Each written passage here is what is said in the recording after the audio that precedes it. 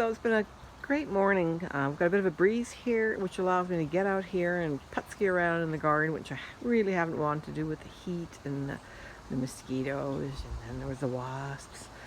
Anyhow, it's an interesting year. Like things like petunias that are usually very prolific, very slow. Have heard when I asked about my one of my other plants is that the possibility of we have such a cool spring, if they weren't in a warm enough environment to start with, that could be a possibility. And then we have my nasturtiums over here. This was beautiful. It looked like this one. And then every time we had multiple, probably at least once or twice a week, when we were getting the storms, I was taking them down, putting them under a chair. I really think they don't like moving. I have no other explanation. Have treated no differently than this guy over here, yet they look so different. And the same thing with this one here. Either they don't like the location, or they just didn't like being moved, and maybe none of them did. Maybe the petunias didn't either. Typically, my cabbages, I planted them early, and sometimes they can be bothered by worms. Nothing. They've done very well this year, and as you can see, the marigolds are having no problems either. There's some chives in the middle. I had, this camera gives no justice to the colors of some of these plants, but one of the things that I have noted too, like they said, marigolds aren't, they'll keep the pests away, and I'm not sure that's 100% true, because if we go over here, I've had a lot of aphids in the yard this year, and in part I believe that's because of this low-hanging tree canopy.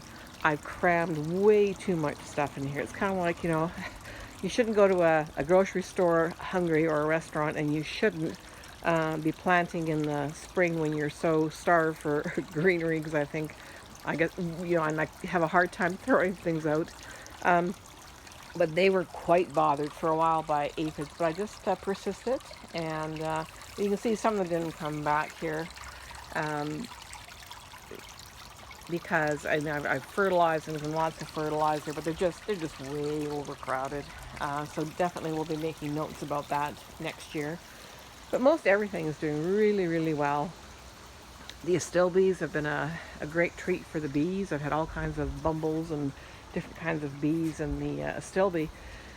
And these gladiolas I have not planted for years and years and years, and there's a poor struggling hollyhock behind. It's year 2.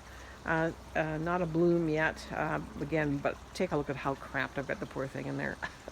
So anyway, but this, the gladiolas are just such a treat to have back in the garden. Again, we'll have to find a better location. You can see I have to, they need a lot of staking for another thing. But anyhow, overall, very happy with the garden. Like I said, one of the things I'm not getting any blooms on is the morning glories. And speaking with the garden center, they said I put it out too early. They don't like the cold. They like the warm when they're getting started. But I've given it a little, which I really like. These geraniums I brought in for the winter, again, have done really, really well. Still doing well. The black-eyed Susans here are keeping the poor bare morning glory company, and they're just so sweet, and they don't have to be pruned. They just fold up when they're done, and they're low maintenance. Tomato, clearly I need to find a better way to stake these next year. My sweet peas too, just really not doing grand. But I don't think I fertilized them enough, and I couldn't because of the heat. We had 2.5 weeks of really high heat, and if you fertilize, you'll tend to burn them.